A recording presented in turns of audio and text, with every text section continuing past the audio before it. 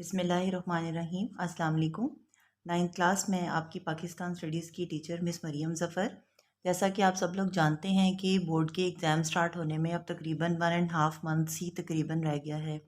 तो जब टाइम इतना शॉर्ट रह जाता है तो फिर उस वक़्त जो हमारी पेपर की तैयारी होती है उसमें जो सबसे अहम चीज़ समझी जाती है वो ये होती है कि हम पहले एक्सरसाइज़ेज़ को तैयार करें। यानी हमारे जो चैप्टर्स हैं फुल चैप्टर तैयार करना तो आपको पता है कि बहुत ज़रूरी हैं और उसमें से आपने कुछ भी मिस नहीं करना होता। लेकिन इस पोजीशन पे सबसे ज़्यादा ज़रूरी ये चीज़ हो जाती है कि आपकी जो बुक की एक्सरसाइज है वो कंप्लीट तैयार हो जानी चाहिए। तो आज हम क्या करेंगे, आज हम 9th क्लास के चैप्टर नंबर 1 से स्टार्ट करेंगे एक्सरसाइजेज को रिवाइज करना। तो हम बाब नंबर 1 पर हैं, पाकिस्तान की नज़रियाती असास। अब हम इसके एक्सरसाइज पे चलते हैं जी। पेज नंबर 17 पर मैं इसकी एक्सरसाइज पर आ गई हूँ और आज का जो टॉपिक हमारा होगा वो होगा शॉर्ट क्वेश्चंस का।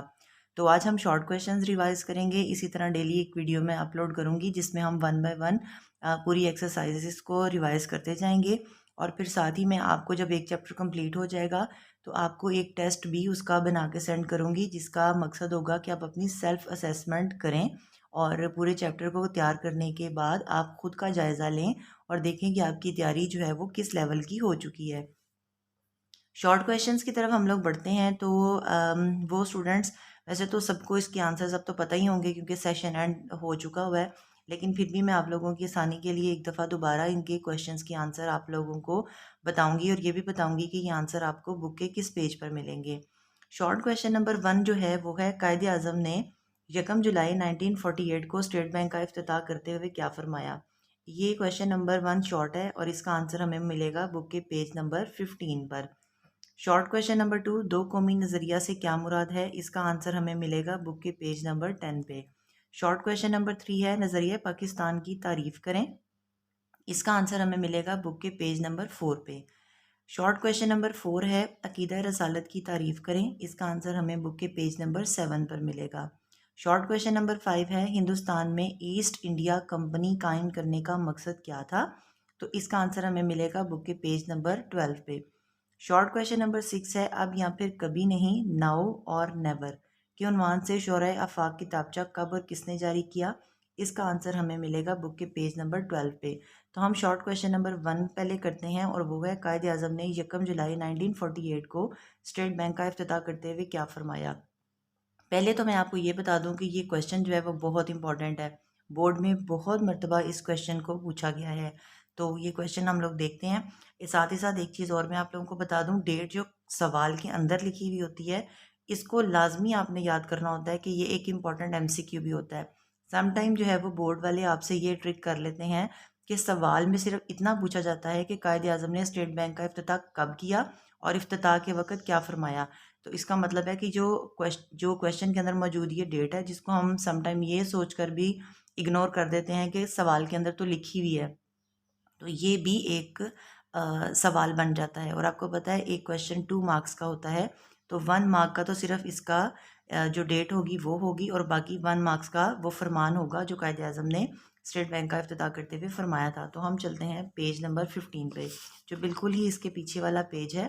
पेज नंबर 15 पर हम लोग आगे हैं और ये जो लास्ट आप लोगों को 3-4 लाइनें नज़र आ रही हैं छोटी छोटी, यही इस क्वेश्चन का आंसर है।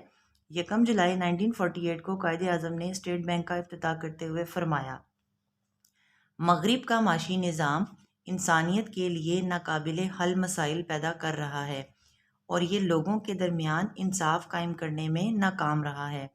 हमें दुनिया के सामने एक ऐसा माशी निज़ाम पेश करना चाहिए जो इस्लाम के सही तस्वुर मसावात यानी जो इक्वालिटी है उसके कंसेप्ट को और समाजी इंसाफ को यानी जो हमारा सोशल जस्टिस है उसके असूलों पर मबनी हो। तो यहाँ तक हो गया हमारा शॉर्ट क्वेश्चन नंबर 1। अब हम बढ़ते हैं शॉर्ट क्वेश्चन नंबर 2 की तरफ। दो कौमी नज़रिया से क्या मुराद है। इसका आंसर हमें मिलेगा बुक के पेज नंबर 10 पे। तो अब हम चलते हैं बुक के पेज नंबर 10 पे जी। बुक के पेज नंबर 10 का लास्ट वाला जो आप पैरा आपको नज़र आ रहा है जो तकरीबन 3.5 लाइन्स का है, यही शॉर्ट क्वेश्चन नंबर 2 का आंसर है। दो कौमी नज़रिया से मुराद ये है कि बरे सगीर पाको हिंद में दो बड़ी कौमें हिंदू और मुसलमान आबाद हैं। दो कौमी नज़रिया यानी क्या है कि टू नेशन थ्योरी, यानी कि दो नेशन अगर वहाँ रहती हैं तो दोनों के अपने अपने नज़रियात हैं, दोनों की अपनी अपनी आइडियोलॉजी है। तो कौमी नज़रिया मतलब कि दो कौमें कौन सी, हिंदू और मुसलमान।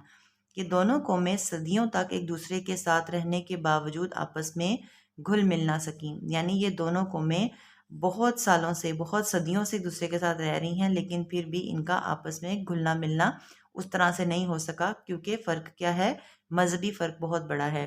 दो कौमी नज़रिया की बुनियाद मुसलमानों का अलहदा तशख़्ख़ुस, तशख़्ख़ुस की जगह आप शनाख्त का लफ्ज़ भी लिख सकते हैं, पहचान भी लिख सकते हैं। पाकिस्तान दो कौमी नज़रिया की बुनियाद पर कायम हुआ।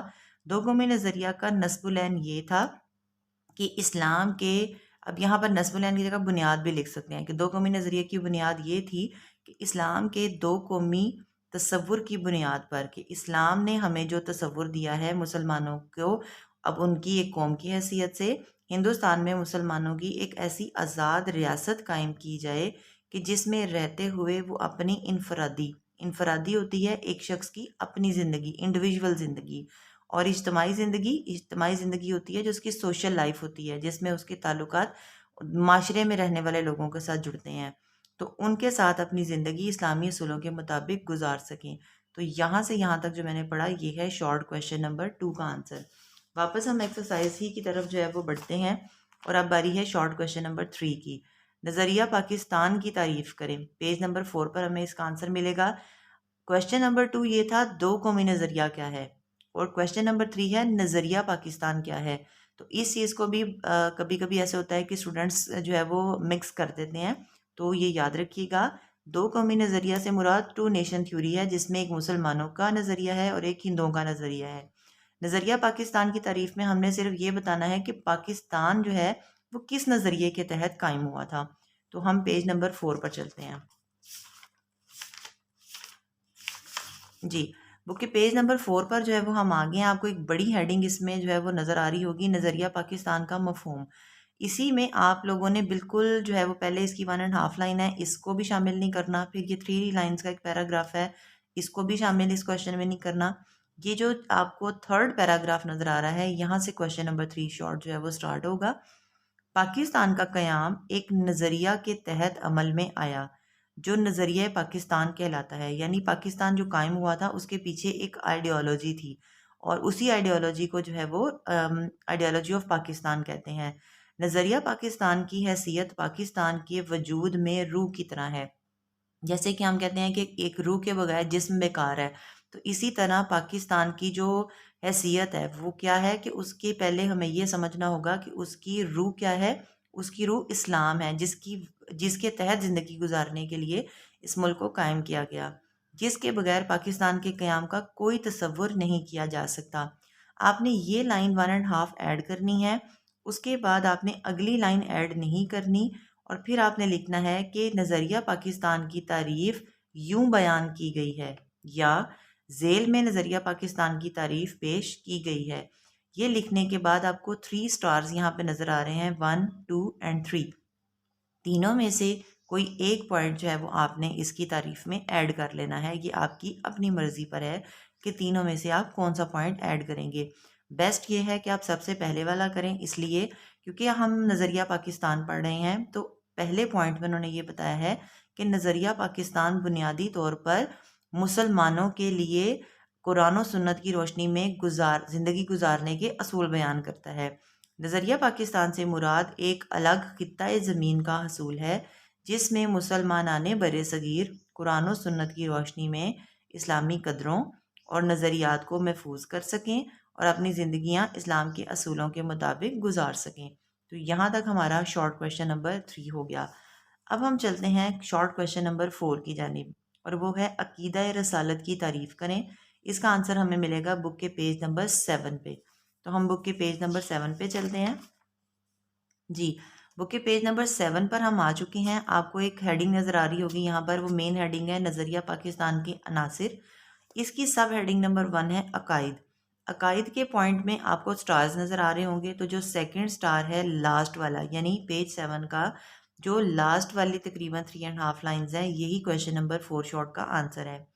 अकीदा रसालत का मतलब तमाम रसूलों पर ईमान लाना, दायरा इस्लाम में आने के लिए लाजमी है कि रसालत को दिलो जान से तस्लीम किया जाए। रसालत यानी इस चीज़ के ऊपर ईमान रखा जाए कि अल्लाह ताला ने ही तमाम रसूलों को भेजा था, तो और किसी एतबार से भी इसमें कोई शक व शुबा ना किया जाए। कुरान मजीद और अस्वाए रसूल सल्लल्लाहु अलैहि वसल्लम को सरचश्माए हदायत समझना, यानी हदायत का जो ज़रिया है सिर्फ दो हैं, एक कुरान पाक, दूसरा अस्वाए रसूल। अस्वाए रसूल यानी नबी करीम सल्लल्लाहु अलैहि वसल्लम की पैरवी करना, उनकी सुन्नतों पर अमल करना। तो अकीदा रसालत जो है, इससे मुराद रसूलों पर ईमान लाना है।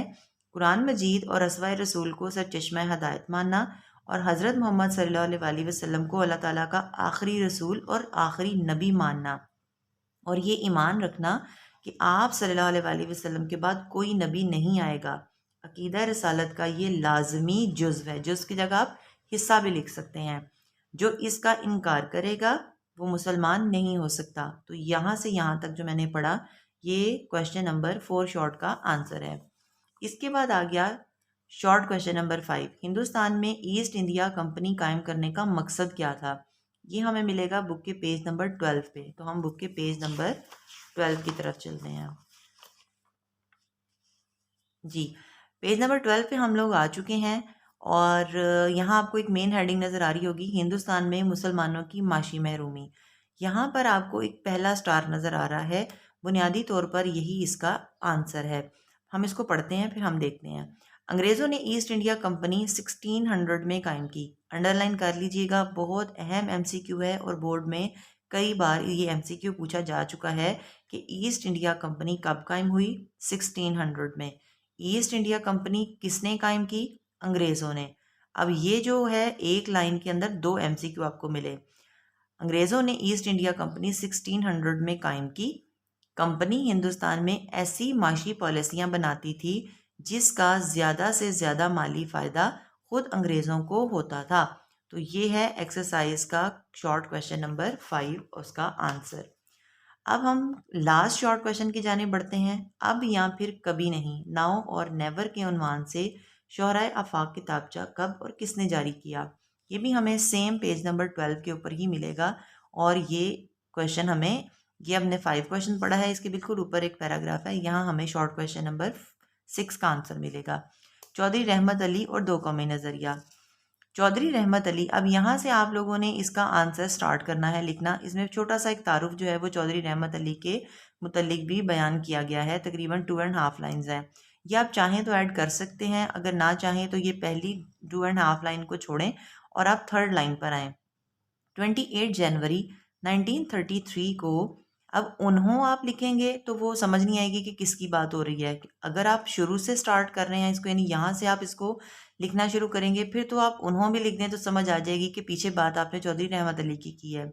और अगर आपने इस क्वेश्चन का आंसर स्टार्ट ही यहाँ से करना है, याद करना, तो फिर आपने इनको छोड़कर जब यहाँ से लिखना शुरू करना है तो उन्हों की जगह आप चौधरी रहमत अली लिखेंगे ताकि क्वेश्चन का आंसर प्रॉपर बन जाए।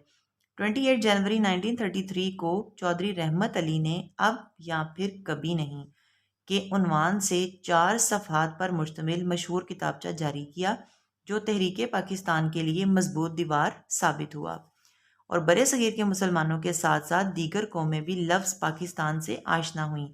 यहाँ पर MCQs भी आपको मुख्तलिफ सूरतों में आ सकते हैं। एक तो ये डेट कि अब या फिर कभी नहीं के नाम से जो किताबचा है वो कब जारी हुआ? 28 जनवरी 1933 को। 28 जनवरी 1933 को किस नाम से रिसाला जारी हुआ? अब या फिर कभी नहीं। अब या फिर कभी नहीं कितने सफ़ात पर मुश्तमिल किताबचा है? 4 सफ़ात पर मुश्तमिल है। इस किताबचा में कौन सी कौमें लफ्ज़ पाकिस्तान से आशना हुई? बहुत सी कौमें, बरे सगीर की कौमें, मुसलमानों की कौमें, फिर मुसलमानों के साथ साथ दीगर कौमें किताबचा के ज़रिए किस लफ्ज़ से आशना हुई? पाकिस्तान के नाम से आशना हुई। तो इस तरह से आप लोगों ने इन क्वेश्चंस को तैयार करना है ताकि शॉर्ट क्वेश्चन के साथ साथ आपके बहुत से MCQs भी इसमें तैयार हो जाएं। तो इसी तरह अब हम लोग नेक्स्ट जब मेरी वीडियो आएगी तो फिर हम लोग इसके लॉन्ग क्वेश्चन नंबर 1 की तरफ बढ़ेंगे और हम इस दफ़ा सिर्फ एक्सरसाइज को ही फॉलो करेंगे क्योंकि टाइम कम है और इसमें मोस्टली जो है वो इस पेपर की जो तैयारी है उसमें ये कहा जाता है कि 90%, 80 to 90% जो पेपर की तैयारी है जो पेपर तैयार किया जाता है, यानी क्वेश्चन पेपर जो तैयार किया जाता है वो एक्सरसाइज से ही लिया जाता है, यानी 80 to 90% जो है वो क्वेश्चन पेपर एक्सरसाइज से ही तैयार होता है। तो अगर आप लोग एक्सरसाइज को बहुत अच्छे तरीके से तैयार कर लेंगे तो भी आप बहुत अच्छे मार्क्स के साथ पास हो सकते हैं। तो आप इसके हवाले से मेरे साथ साथ हर लेक्चर के साथ चलें। हम शॉर्ट क्वेश्चन करेंगे, लॉन्ग क्वेश्चन करेंगे। हर चैप्टर के ख़त्म होने के बाद मैं एक क्वेश्चन पेपर भी आप लोगों के साथ शेयर करूँगी जिसको आप सॉल्व कीजिएगा, ताकि आपकी सेल्फ असेसमेंट भी हो सके और आपको आइडिया हो जाए कि आपकी तैयारी इस वक्त किस जगह पर स्टैंड कर रही है। उम्मीद है कि ये वीडियो आपके लिए काफ़ी हेल्पफुल रही होगी। तो दुआओं में याद रखिएगा। अल्लाह हाफ़िज़।